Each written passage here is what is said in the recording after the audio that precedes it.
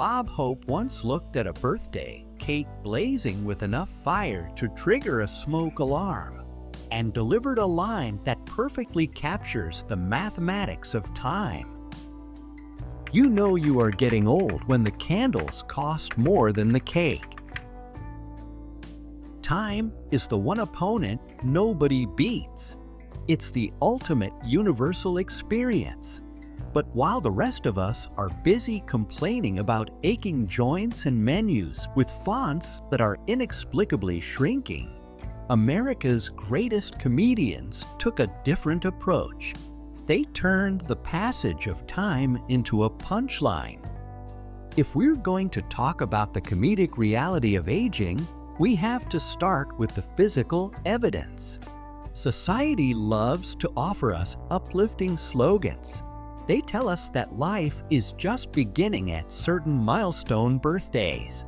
But Phyllis Diller, a woman who built an empire on ruthless self-observation, was quick to point out the structural flaws in that kind of optimism. Maybe it's true that life begins at 50, but everything else starts to wear out, fall out, or spread out. She bypassed the philosophy and went straight for the physics. Gravity is relentless, and once you acknowledge the physical changes, the vanity kicks in. We all want to look good for our age, but Joan Rivers, who never let anyone, including herself, off the hook, delivered the ultimate reality check for anyone fishing for a compliment. Looking 50 is great if you're 60. Ouch, but beautifully precise. And that brings us to the great paradox. The irony of time is that right when you finally figure out how the world works, your body decides it's tired of participating. Billy Crystal summed up this incredibly frustrating phase of life with perfect timing. By the time a man is wise enough to watch his step, he's too old to go anywhere. It's a cruel trick. You finally get the instruction manual, but the warranty has expired. So, if the body is spreading out and the wisdom arrives just a little too late, what is the actual survival strategy? How do we outsmart the calendar? Well, the legendary Lucille Ball suggested a highly practical three-step approach. The secret of staying young is to live honestly, eat slowly, and lie about your age. Live honestly in your heart, but treat your birth year as a flexible suggestion.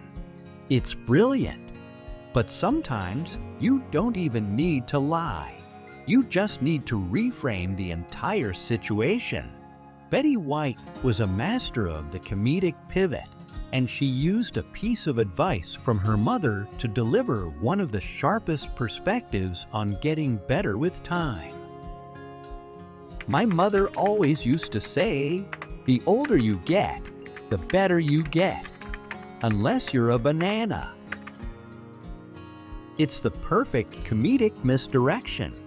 We expect a warm, sentimental life lesson, and instead, we get produce humor. But if we're talking about pure, unadulterated defiance, we have to turn to the masters of deadpan. The comedians who simply refuse to acknowledge that time has any authority over them whatsoever. Stephen Wright laid out his long-term plan with just 8 words. I intend to live forever. So far, so good. You can't argue with the logic. Every single one of these comedians understood the assignment. They knew that time is going to march on whether we worry about it or not. So you might as well laugh. But the ultimate victory, the final word on how to handle the years, belongs to George Burns, who lived to be 100 by making this exact distinction.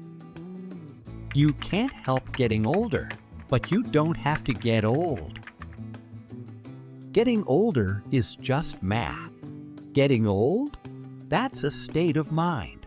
You can let the calendar dictate how you feel, or you can keep your wit as sharp as Joan Rivers and your defiance as strong as Betty White.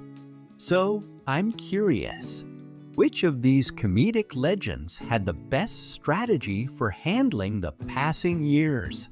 Let us know down in the comments.